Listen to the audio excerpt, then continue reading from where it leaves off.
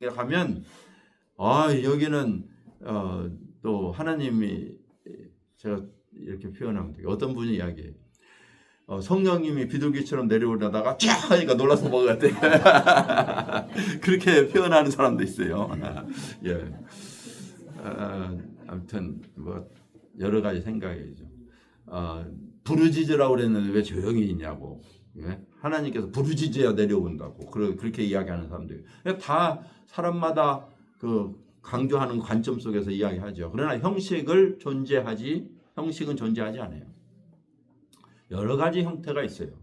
성경에 다 나오는 형태들이에요. 그럼에도 불구하고 우리는 해야만 된다는 사실을 이야기하고요. 그 다음에 교회에서 제가 말씀드렸던 두 가지 예식은 하나님께서 주신 예식은 예수님께서 주신 예식은 두 가지인데요. 하나는 뭐냐면 침례예요. 침례. 다른 하나는 만찬. 오늘 이야기하는 주의 만찬, 성만찬이라고 부르는 만찬이에요. 이 두 가지를 허락하셨어요. 교회에는. 이 두 가지가 주는 의미가 있기 때문에 그래요. 그래서 오늘은 그 의미를 우리는 교훈과 의미를 생각해 보려고 해요. 그 다음에 이제 더불어서 이 세상에는 하나님께서 주신 조직이라는 게 없어요. 우리는 조직을 좋아해요. 왜냐하면 인간은 둘이 셋이 모이면 조직을 구성해요. 왜냐하면 사회가 형성되기 때문에. 그래서 인간을 사회적 동물이라고 이렇게 이야기하고요. 사회가 형성되면 그 사회를 위해서 조직을 갖춰요. 그래야 효율적으로 진행이 되기 때문에 그래요. 그런데 하나님께서 인간에게 두신 조직은 사실은 하나예요. 하나. 그것이 뭐냐면 가족이에요. 생명체를 유기적 관계를 가진 생명적 조직체, 그게 가족이에요. 이 가족체를 창조하셨고요. 이 가족을 통해서 하나님은 역사 이끌어 가셨죠. 그런데 이 가족이 육적인 가족, 어머니와 아버지, 할아버지와 할머니, 그리고 자녀, 또 손주, 이렇게 가족이 있잖아요. 이 가족이 그대로 영적인 가족으로 이끌어져요. 영적인 가족으로. 그 영적인 가족이 바로 교회인 거예요. 하나님의 백성인 거예요. 하나님의 사람. 그래서 이것을 이해할 수 있으면 창조의 원리를 이해할 수 있어요. 그런데 많은 사람들이 교회를 하나님의 가족, 생명적 유기체로 이해하지 않고 세상 조직체로 받아 수용하기 때문에 교회를 오해하고 있어요. 그러니까 교회라고 하는 것은 생명의 유기적 존재, 그리스도의 몸이다. 우리 지난번에 공부했어요. 그래서 이 사랑에 의한, 생명으로 태어난 사랑에 의한 그 조직이에요. 하나님이 만드신 조직이에요. 이 안에는 여러분 할아버지 할머니가 우리 집의 가장이라고 제일 높으신 분이라고 생각을 하고 돌아가시면 우리 큰아버지 이제 큰아들 가부장 제도에서는 혹은 핵가족에서는 우리 아버지 어머니가 이제 계시고 그 다음에 또 아들이 있고 이렇게 가족이 있잖아요. 근데 거기 계급이 있나요? 계급이 있어요, 없어요? 계급이 없어요. 계급이 없는데도 불구하고 거기에는 서열이 있어요. 질서가 있어요. 그것이 바로 생명적 조직이에요. 부모는 아버지를 공경하고 부모는 자식을 봉양하고 보호하고 보살피고 이러한 것이 법에 의한 것이 아니에요. 사랑에 의한 조직체로서 이루어지는 거예요. 그래서 그것을 이해하는 것이 뭐냐면 하나님 아버지를 우리가 아들로서 이해하는 것과 같은 거예요. 그 가족 공동체예요. 그 다음에 예수와 나는 바로 마치 부부의 관계로 이해될 수 있어요. 예수와 나는. 왜 그래요? 예수님은 나의 신랑이시고 나는 그의 신부이기 때문에 그래요. 그래서 이게 가족 공동체 속에서 영적인 공동체를 이해할 수 있는 거예요. 그래서 예수님께서 하나님께서 인간을 만드셨을 때 하나님께서 한 남자가 그 아버지를 떠나서 한 여자를 만나 가족을 이룰 것이다. 그 한 몸이니 아무도 나눌 수 없다. 이렇게 말씀하셨던 창조의 원리, 그 가족의 시작이 보세요. 성자 예수님께서 그 아버지의 품을 떠나서 때가 되면 인간에게 내려오셨어요. 그래서 그의 아내인 여자들, 교회를 만나서 어떻게 한 몸을 이루셨어요. 한 몸을 이루셨어요. 그것이 바로 교회예요. 그의 신부예요. 이것이 하나님이 창조하셨을 때 아담과 하와 안에서 감추었던 생각이에요.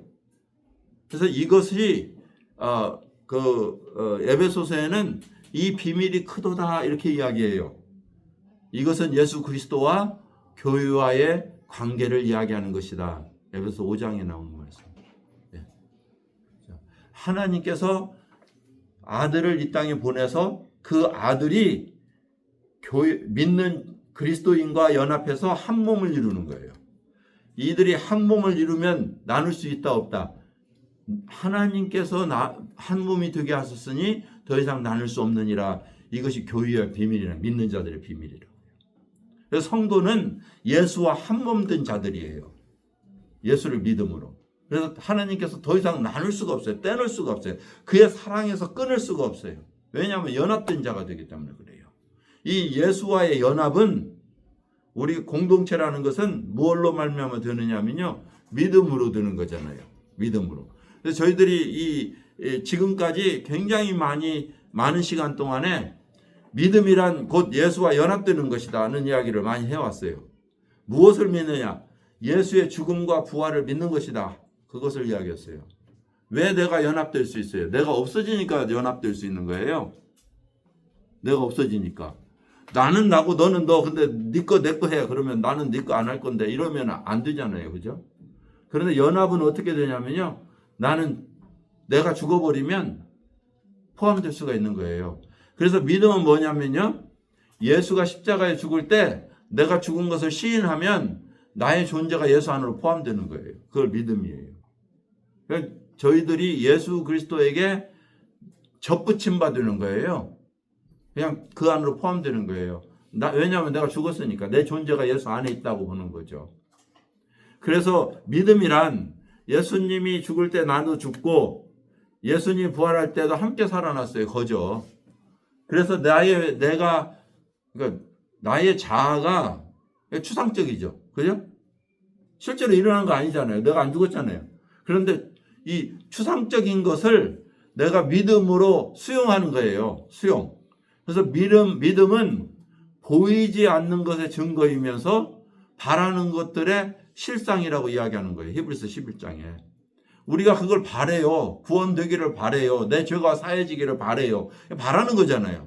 천국이 나의 것을 이루어지기를 바래요. 바라는 그것이 예수 안에서 내가 죽었다는, 내 죄가 사해졌다는 사실을 내가 인정하고 내가 믿을 때에 그 추상적인 것이 나에게 실상으로 다가오는 거라니까요. 하나님께서 그렇게 인정하시는 거예요. 그리고 실체가 된 거라는 말이에요. 제가 다시 돌아갈게요. 시간 많이 지나갔는데. 그래서 교회에 두 개를 허락하셨는데 하나는 침례이고 다른 하나는 성만찬이다, 만찬이다, 주의 만찬이다 이렇게 이야기했는데요. 이 두 가지는 예수의 죽음과 부활과 관계 있어요. 그러니까 우리에게 주어진 교회의 예식은 아무것도 없어요. 그런데 딱 한 가지, 나를 위해서 죽으신 그리스도를 기억하는 거예요. 나를 위해서 죽으신 예수 그리스도를 기억하는 그것만 하나님께서 우리에게 남겨주셨어요. 자, 구약 성경에는 이스라엘 백성들의 많은 명절이 있어요. 그렇죠? 우리에게도 미국에도 많은 명절이 있어요. 여러분들 명절이 오면 즐겁죠?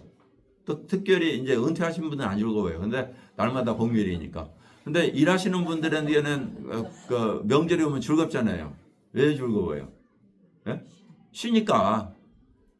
자, 레이버데이 쉬어요. 근데 레이버데이 의미도 몰라요. 그냥 좋아요. 그죠? 메모리얼 데이. 뭘 메모리 하는데? 몰라요. 그런데 그냥 좋아요. 그냥 쉬니까. 이런 거예요. 쉬니까. 그런데 이스라엘 백성들에게도 명절이 있었어요. 그 명절을 하나님이 허락해 주세요. 하나님이 내가 이 날을 너희에게 정하고 이 날을 너희에게 줄 테니까 이 날을 즐거워해라. 근데 그 즐거워하는 이유를 물어봐요. 왜 이걸 해야 되는데요? 그 날을 통해서 나를 기억하게 하려고 그래. 나를. 자, 첫 번째 6월절. 내가 애굽 종살이 됐을 때 그 피를 발라서 구원한 것을 기억해. 너희 백성들이 왜 너희 하나님인 것을 기억해? 그게 6월절이야. 그래서 이스라엘 백성들 매년 6월절에 그 예루살렘에 가서 즐거워해야 돼요. 예배하면서. 그 즐거운 거 아니죠. 못 쉬고 그냥 예루살렘 가야 되잖아. 명절이에요. 그런데 그곳에 가서 예배해야 되는 거예요. 6월절. 두 번째 오순절이에요. 오순절. 77절이라고도 하고요. 초실절이라고도 불러요. 77절이라는 의미는 7번의 7 날이 지났다. 그러니까 뭐예요? 49잖아요. 49일이 지났다. 언제로부터? 6월절부터. 6월절부터 49일이 지나면 50일째잖아요. 그래서 오순절이라고 불러요. 순이라는 건 10이라는 뜻이거든요. 5개의 순이 됐다. 오순절. 그 오순절 날은 무슨 날이냐면 초실절이라고 불러요. 첫 열매를 하나님께 드린다. 첫 열매를. 그 첫 열매를 드리는 건 왜 드리냐면요. 그 6월절에 애굽에서 첫 것을 다 주겠잖아요. 하나님이. 그랬죠? 피가 발라지지 않은 집 모든 첫 것은 다 죽였어요. 이스라엘 백성들 집은 그 죽음의 사자가 넘어간 유일한 이유는 죽었기 때문에 안 들어간 거예요. 이미 피가 발라졌으니까 이미 죽은 걸로 하나님이 간주하셨기 때문에 지나간 거지 다 죽였다고 보는 거예요. 근데 하나님께서 뭐라고 이야기하시냐면 내가 그들을 살려주었기 때문에 그 첫 것은 내 것이야. 첫 것은 내 것이야. 내가 살려줬지 나한테 속한 거야. 그래서 초실절이에요. 첫 열매는 드려라. 그게 오순절이거든요. 그 다음에 그게 두 번째고요. 세 번째는 장막절이라고도 하고 나팔절이라고도 불러요. 이 날은 뭐냐면 하나님께서 이 예루살렘 그 가나안을 회복하신 후에 이스라엘 백성들이 가나안 약속의 땅에 들어가서 그것에 장막을 짓고 더 이상 이제 뭐예요? 집을 짓고 더 이상 그 광야 생활을 마친 날이에요. 그곳에서는 하나님의 나팔을 불어 성의로 모였고요. 추수감사를 드렸어요. 그 땅에서 소산이 생겼거든 이제. 그 사람들이 추수를 해서 음식이 생겼다는 말은 무슨 말이에요? 더 이상 만나가 내리지 않았다는 뜻이에요. 하나님이 매일처럼 공급하시는 그 만나가 끊기고요. 이제는 하나님이 주시는 풍성한 장막 가운데 거하게 된 거예요. 그래요? 이 세 가지를 기억하라고 그랬어요. 이 세 가지의 명절은 이스라엘에게 준 명절은요. 첫 번째 6월절은요. 예수 그리스도의 보혈로 구속받는 구원에 대한 이야기예요. 죄 사해지는 종살이 하던 죄와 허물로 죽어있는 우리를 살리시는 날이고 그래서 예수님은 6월절 날 십자가에 죽으셨어요. 6월절 날. 유대인의 6월절 날 양 잡는 날 예수님이 십자가에서 못 박혀 죽었단 말이에요. 하나님의 어린 양으로. 그러니까 그 어린 양의 피가 발라진 사람은 하나님의 뭐예요? 심판이 넘어간다. 더 이상 죄가 없다. 왜? 죄가 십자가에 죽었기 때문에 너는 사해졌다. 이것이 바로 6월절의 의미예요. 그래서 예수님은 영적인 우리의 6월절 어린 양이 되신 거예요. 6월절 어린 양이. 그러니까 구약성경 출애굽기는 이스라엘 백성들에게 6월절이지만 예수님은 우리의 6월절 어린 양이신 거예요. 두 번째 오순절은 무슨 날이에요? 초실절이라고 그랬죠. 그것이 바로 교회의 시작, 첫 열매의 시작이에요. 오순절날 뭐가 내려왔죠? 성령이 내려와서 믿는 사람들이 구원받는 역사가 처음으로 일어나요. 그 날이 첫 열매가 시작된 날이에요. 그렇죠? 그래서 오순절은 사도행전 2장의 첫 열매로 시작된 날이다. 예. 그러면 명절 한 날 남았죠? 하나? 그 한 날은 무슨 날이에요? 나팔절. 만나가 멈추는 날. 우리가 지금은 광야 생활을 하는데요. 광야 생활을 하는데 추수할 날이 와요. 추수할 날이. 언제겠어요? 이제. 다 예수님과 관계되죠? 그죠? 다시 예수님이 이 땅에 오시는 날이에요. 재림하는 날. 그게 나팔절이에요. 그래서 이 세 가지 명절은 바로 하나님께서 우리 인간의 구원을 계획하시고 이루시는 것과 연관되어 있어요. 세 가지 이스라엘의 명절은. 그렇죠? 동일하게 이 교회에게 주신 예식은 바로 예수님께서 우리에게 행하신 명절과 관계 있어요. 첫 번째, 침례는요, 예수님과 함께 물속에 잠기고 죽고 장사되었다가 다시 부활한다는 것을 예식으로 표현하는 거예요. 그 침례를 행한다고 해서 그 사람이 죽고 부활하는 게 아니에요. 그건 예식일 뿐이에요. 지난번 공부할 때 이야기했어요. 두 사람이 만나서 한 몸이 되는데 결혼식을 의미하는데요. 두 사람이 만나서 그냥 살아도 돼요. 비밀이 만나서 그냥 동거하고 살아도 돼요. 혼인신고도 해도 되고. 그런데 왜 굳이 돈을 막 써가면서 결혼식을 해요? 또 막 요즘은 막 사치스럽게도 하잖아요. 왜 그렇게 성대하게 하나요? 그 결혼식을 하는 이유는 선포예요. 선포. 내가 이제 정식 부부로 시작합니다 하고 부모한테 보여주는 거잖아요.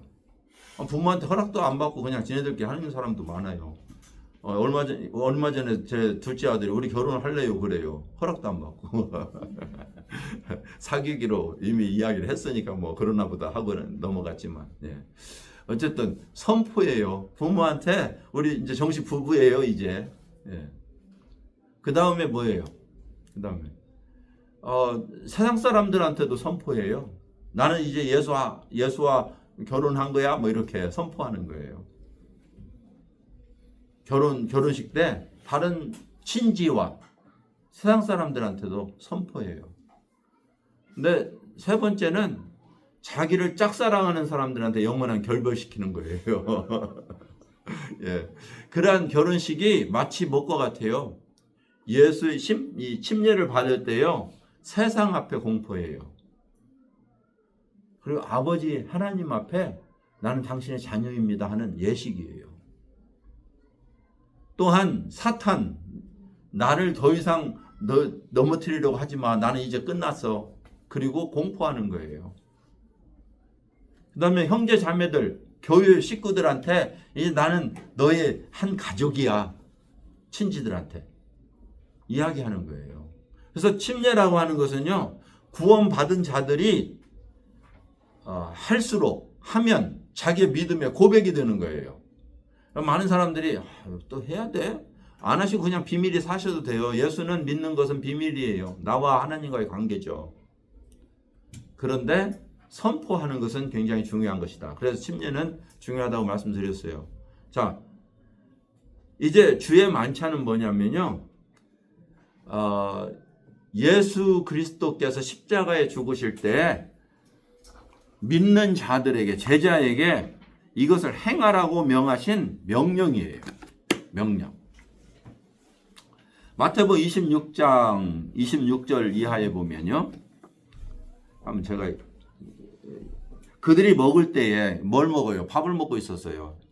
유월절 만찬을 먹고 있었다고요. 그들은 유월절 전날 마가라고 하는 그 사람의 다락방에 모여서 음식을 먹고 있었어요. 그들이 먹을 때 예수께서 떡을 가지사 축복하셨어요. 떡이 뭐냐면요, 여러분 그 전병 꼭 피자 이 떡처럼 그 밀가루를 붙여서 만든 중동 지방의 밀가루, 예, 그거예요. 그래서 그거를 부시면 바삭바삭하잖아요. 그걸 가지고 이렇게 축복하시더니 떼어서 주는 거예요. 그래서 받아 먹어라. 이것은 내 몸이다. 떡이 몸이에요? 아니잖아요. 그죠? 근데 몸이래요. 먹으래요. 그리고 그 난 다음에 또 잔을 가지고 감사기도 하신 다음에 그것을 나눠주면서 너희 이것을 마시라. 이것은 죄사함을 얻게 하려고 많은 사람을 위하여 흘리는 바 내 피다. 언약의 피다. 이렇게 하면서 또 먹게 하셨어요. 그러면서 또 말씀하세요. 너희들에게 이르노니 내가 포도나무에서 난 것을 이제부터는 아버지 나라에서 새 것으로 너희와 함께 마시는 날까지 마시지 않겠다 이야기하세요. 네, 더 이상 이 세상에 다시 말하면 이제 내년까지는 못 먹을 거야 그 말이 아니고 이제는 이 세상에 없을 거야 그 말이잖아요. 자, 그래 돌아가시기 전에 이것을 하시고 그 다음 날 잡히셔서 죽으세요.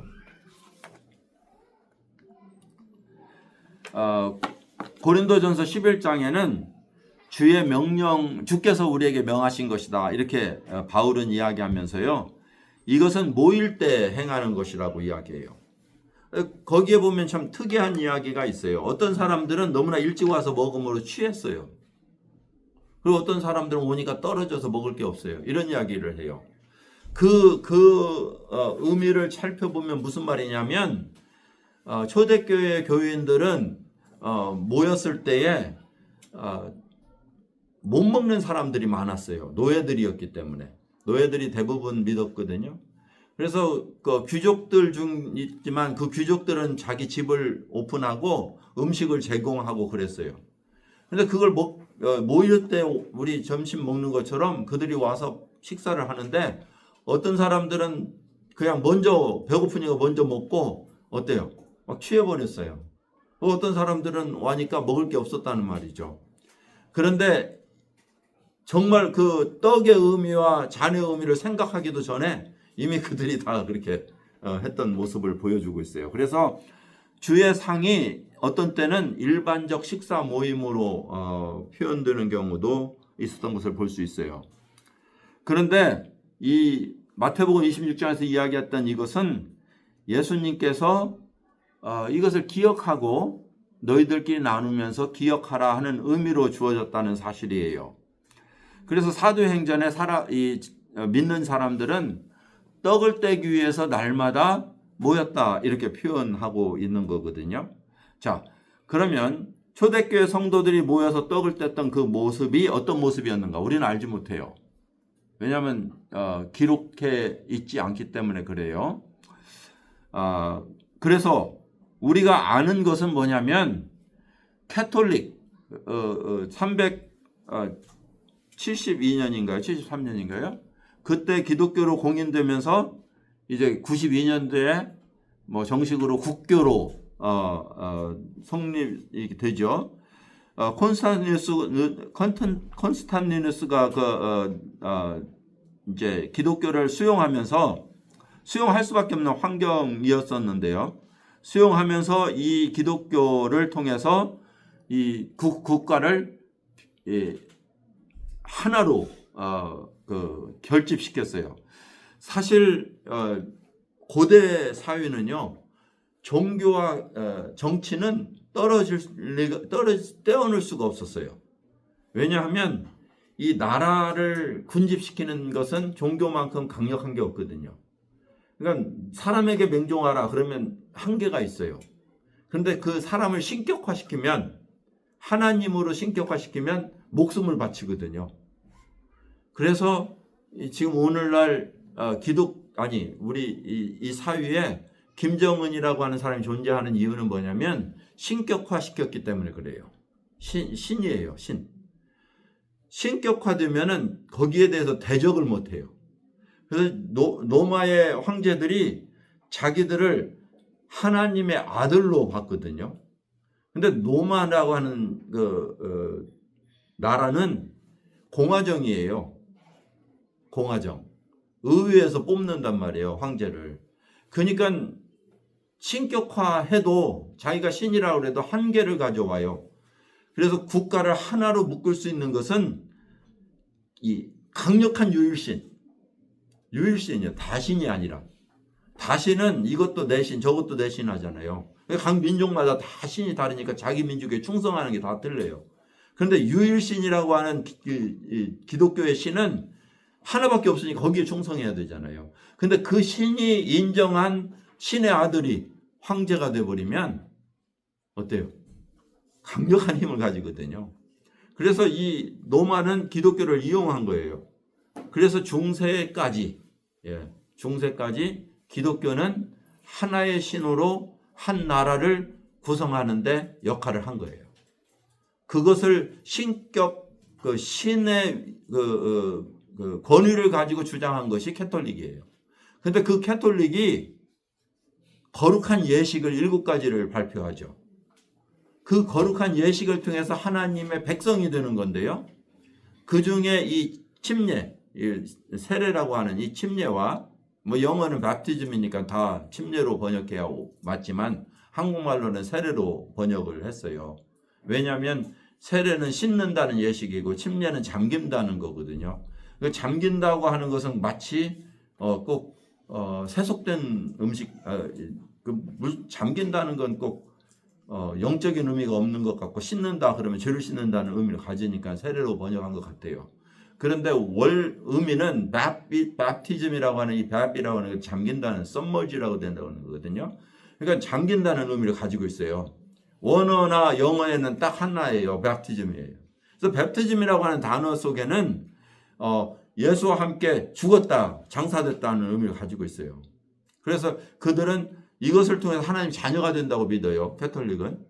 자, 그러면 영세라고 할 때 새로 태어나는 영적 존재에게 하나님의 새 이름을 주잖아요. 그래서 캐톨릭에서는 영세명을 주죠.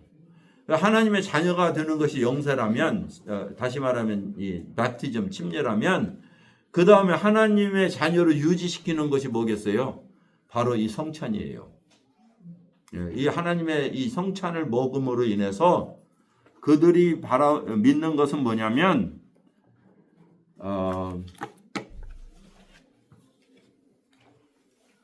이 성례를 통해서 하나님의 백성의 몸으로 변화되는 거예요. 왜냐하면 그들이 주는 떡은 바로 예수 그리스도의 몸 자체요. 그들이 주는 잔은 마시지도 않아요. 신부 집례하는 사람이 혼자 다 마시죠. 하나씩 주지도 않고요. 그런데 아무튼 대표로 마시죠. 그것은 진짜 피라고 봐요. 예수님의 진짜 피. 그러니까 예수님의 진짜 피와 진짜 살을 먹기 때문에 이 몸이 거룩해지는 걸로 보는 거예요. 그것을 많이 하면 많이 할수록 어떻게 했어요? 점점 더 거룩해지죠. 그렇게 보는 거예요. 그래서 이걸 거룩한 예식으로 봤는데요. 사실 잘못된 잘못된 것은 뭐냐면 이것은 거룩하게 하는 예식이 아니에요. 그리고 또 은혜의 수단으로 봤어요. 이것을 할 때 하나님의 은혜가 임한다. 이것도 역시 잘못된 이야기고요. 또 어떤 의미로서는 이것이 귀신 쫓아나는 예식이에요. 막 피 뿌리면 막 귀신이 막 하면서 나가잖아요. 이런 부분들. 혹은 이것을 통해서 죄가 사해진다. 이러한 가르침은 잘못된 것이다 하는 것이죠.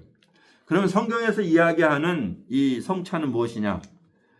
죄사함은 상징적인 것이에요. 그래서 포도주 그 자체에 능력이 있는 것이 아니라 예수님의 보혈에 있다는 것을 우리는 시인하는 것이에요. 그래서 그것을 통해서 뭐예요? 예수님이 나를 위해서 피 흘리심과 찢기심을 기억하라고. 성경에는 You remember me. Do this and remember me. 이렇게 이야기하는 거예요.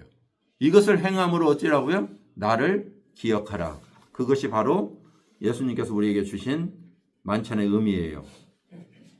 이것은 그래서 6월절 만찬과 관계가 있다 이렇게 말씀을 드렸어요. 왜냐하면 이 예식 자체가 마태복음 26장 혹은 다른 규절에도 보면 마가복음 14장 누가복음 22절에 보면 예수님께서 6월절 만찬 때에 제자들에게 제정해 주신 이유이기 때문에 그래요. 그래서 집회 때마다 그 예배의 중심 속에는 이 만찬이 있었어요. 그들은. 왜 그래요? 주님을 기억해야 되니까. 그래서 이 떡을 뗄 때에 모일 때마다 그들은 떡을 뗐어요. 초대교회는. 그 말은 무엇이냐면 그 모임은 예수를 기억하기 위해서 모였다는 사실이에요. 오늘날에는 많이 이제 약화돼서 저희 교회는 1년에 2차례 하고 있고요. 또 어떤 그 미국 교회 많은 교회들은 한 달에 한 번 행하고 있고요. 혹은 매주 하는 교회도 있어요. 몇 번 해야 될까요? 많이 할수록 좋아요. 매일 하면 좋겠어요. 초대교회처럼. 날마다 저희들이 떡을 떼러 모였다고 그랬잖아요. 그런 마음에 있다면 얼마나 좋을까요? 예? 날마다 주님 기억하려고 여러분 우리 만납시다 해서 만나면 얼마나 좋을까요? 저는 그런 날이 오기를 사모하고요. 우리가 이 땅에서 못하면 하늘나라 가면 주님과 날마다 하지 않겠어요? 어린 양 되신 우리 예수 그리스도를 날마다 기억하면서 찬양할 테니까요. 그래서 이것은 주께 받은 기억이라고 이야기해요. 그래서 초대교회 교부들, 다시 말하면 초대교회의 제자들, 우리 예수님이 세우셨던 제자들의 제자들, 그 교부라고 부르는데요. 그 교부들은 주님이 부활하신 날, 즉 안식 후 첫날인 일요일이 우리가 지켜야 될 안식일로 지정하면서 그날 떡을 떼기 시작했어요. 형식화되기 시작한 거죠. 일주일에 한 번씩 떡을 뗐다 하는 것을 보여주고 있어요. 자, 질문이 있어요. 누가 만찬을 참여할 것인가? 이스라엘 백성들은 거룩한 자는 누구나 참여할 수 있었고요. 그리스도께서는 그를 믿는 제자들은 참여하도록 했어요. 그래서 고린도전서 11장에 보면 떡을 떼기 전에 너희 자신을 살펴봐라. 왜 그렇지 않으면 너희 죄를 먹고 마시는 것이 된다. 이렇게 이야기하고 있어요. 그래서 여러분들이 예수를 믿고 구원의 확신이 있다면 누구나 예수 그리스도의 보혈을 기억할 수 있는 예식의 동참자예요. 그러나 그럼에도 불구하고 나에게 자신을 살펴볼 필요가 있어요. 내가 이 떡을 떼기에 합당한 삶을 사는 것인지. 다시 말하면, 자, 제가 한번 우리가 이 부분을 이야기하지 않았어요. 신자가 죄를 지을 때 어떻게 해야 되는가. 그런데 제가 언급은 몇 차례 했어요. 그리스도인은 예수 그리스도를 믿음으로 완전한 용서, 예수님의 속죄가 이루어지고 예수님이 우리의 모든 죄를 용서하심으로 우리를 의롭다 선언하셨어요. 하나님께서. 그런데 우리의 삶 속에서는 그것이 이루어지지 않았다는 사실을 우리는 시인할 수밖에 없죠. 그렇죠? 자, 감당할 수 없는 축복이지만 하나님께서 우리의 모든 죄를 용서하시고 우리를 완전히 정결하다고 보신단 말이에요. 흰 눈과 같이 희다고. 자, 그러면 제가 그것을 믿음으로 감사합니다 라고 받는 것이 믿음이에요. 그죠? 하나님께서 하신 일이니까 하나님 감사합니다 받았는데 날마다 살다 보니까 내가 여전히 욕심도 생기고 시기도 있고 질투도 있고 미움도 있단 말이에요. 그러한 것이 하나님 앞에 서기에 합당하지 않다는 말이 아니에요. 제가 다시 말할게요. 이러한 것을 행하는 것이 당연한 자연스러운 것이지 이것이 이상한 것이 아니다라고 제가 말씀드린 거예요. 그런데 믿는 자들의 그러한 것이 일어날 때 믿는 자의 반응은 자백을 통해서 날마다 아니면 시시때때로 하나님 앞으로 씻음을 받아야 된다. 하나님께 자백을 통해서 나아가는 것이 바로 믿는 자들의 삶이에요. 그때 우리에게 씻음이 있어요. 자, 그런데 만약에 자백하지 않으면 왜 자백하지 않겠어요? 그것을 고집스럽게 갖고 있는 거예요. 그것을 좋아하는 거예요. 그것을 즐기는 거예요. 미운 사람을 미워하지 말라고 하는데 내 고집이 계속 미워하는 거예요. 이것은 의도적 지속적 죄예요. 이해되시죠?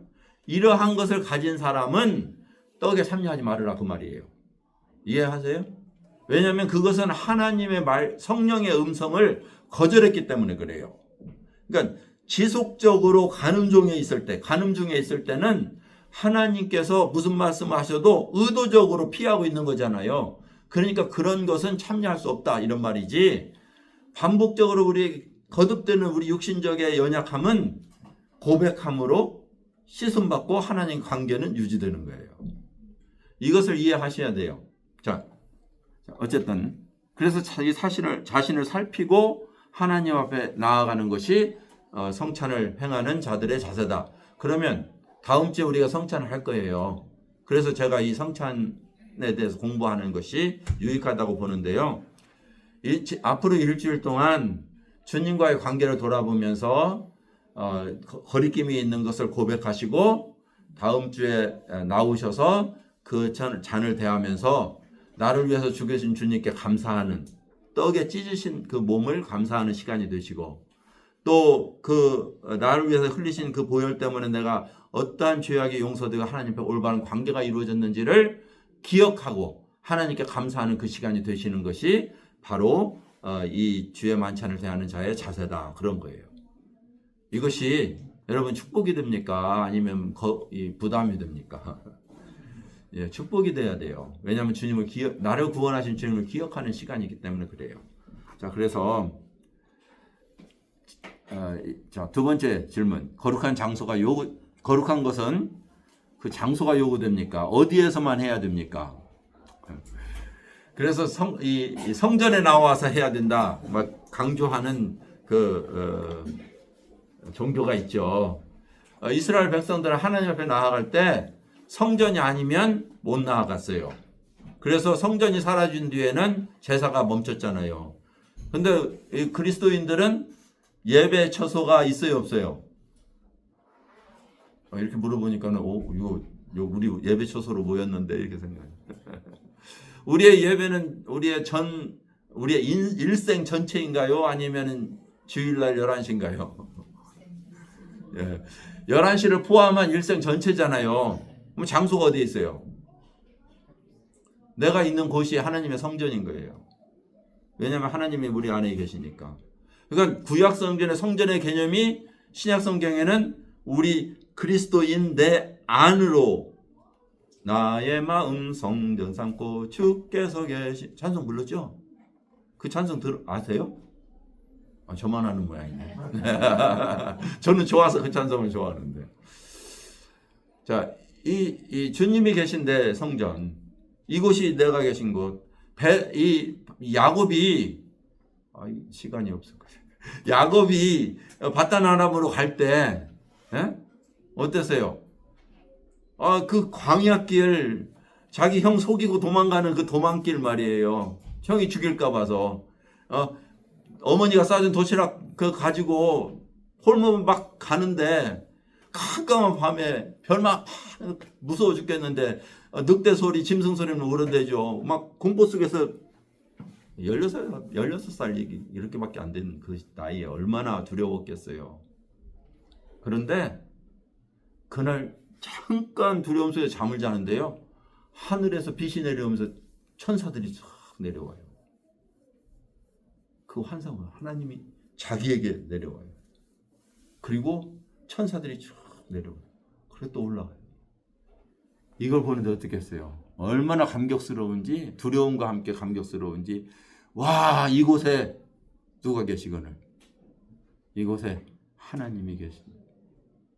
그곳이 성전이었어요. 하나님 계신 그곳. 하나님의 임재가 있는 그곳. 저와 여러분들이 살아가면서 하나님의 임재가 어디에 있나요? 오늘 이곳에 여러분이 어느 곳에 있든지 차에서 운전하면서 하나님 이곳에 사다리가 내려와 있습니다. 이거 경험하시는 거야 돼요, 이게. 그렇죠? 이곳이 바로 하나님의 성전입니다. 그러니까 우리의 일생이 아름다운 거예요. 어느 곳에 있든지 어느 곳에 나는 하나님의 임재가 있는 곳입니다. 이게 성전인 것이에요. 자, 어쨌든 장소가 요구되지 않아요. 그래서 그 초대교회는 어느 곳에서나 모였어요. 가정에서도 모였고요, 성전에서도 모였지만 그들은 핍박을 피해서 숨어 들어간 곳이 지하 무덤이었어요. 여러분, 로마에 가면 카타쿰이라는 데가 있어요. 그곳에 가면 그 초대교인들이 숨어 있던 장소들이 있어요.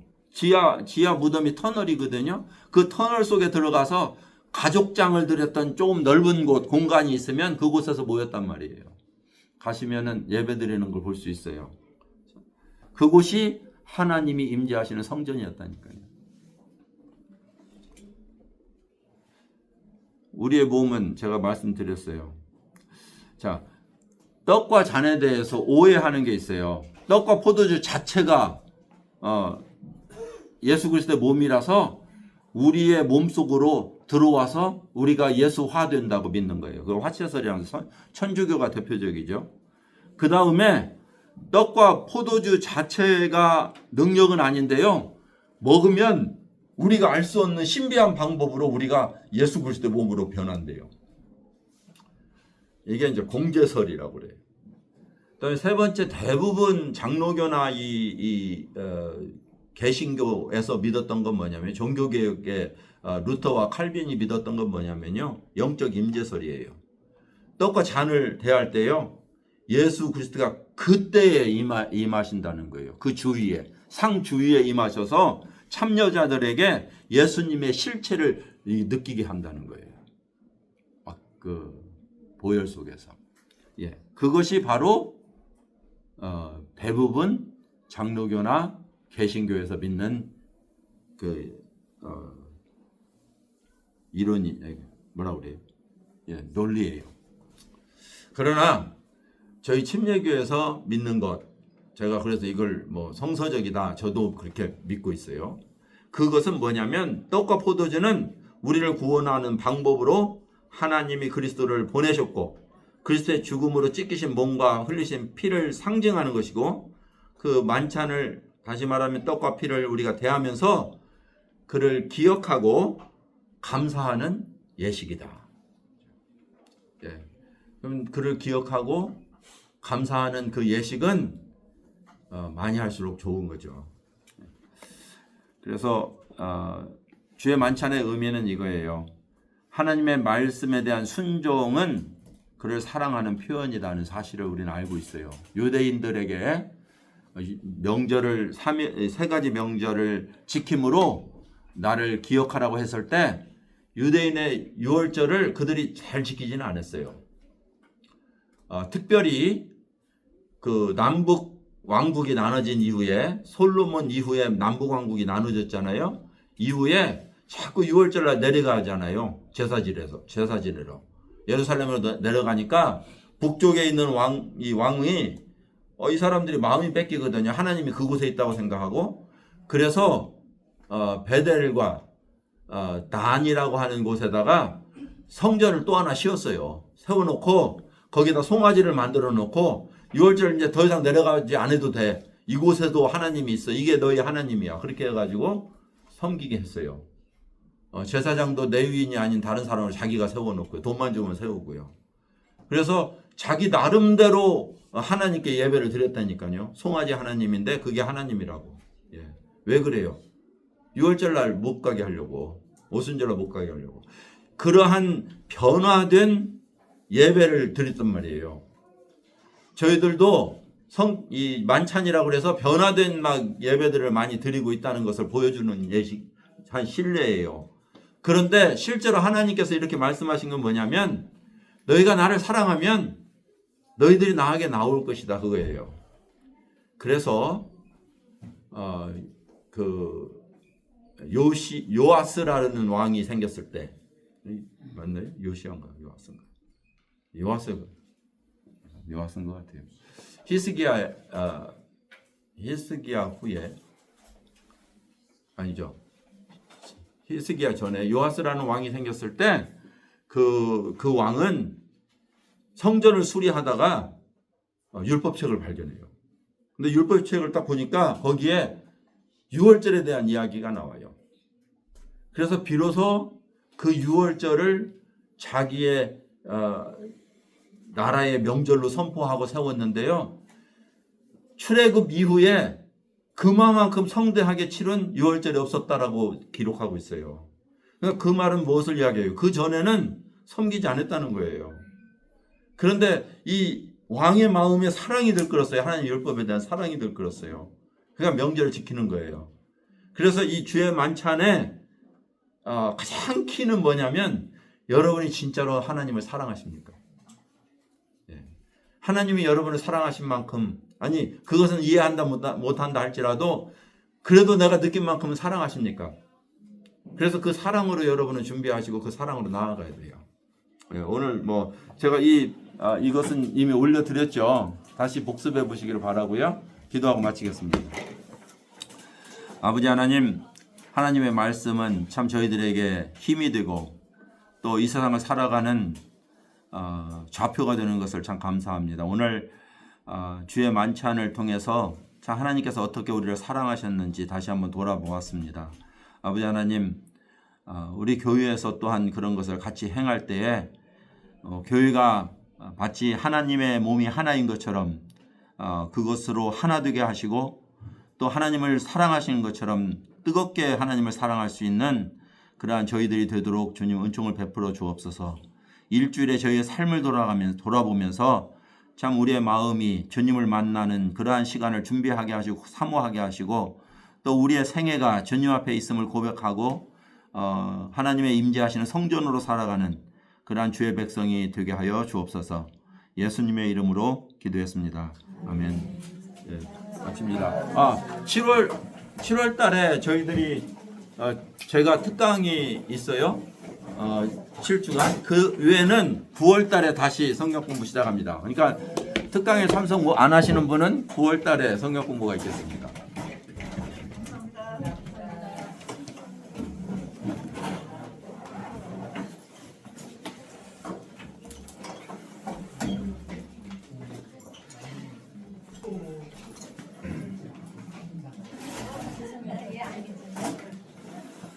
수고 많으셨습니다. 예.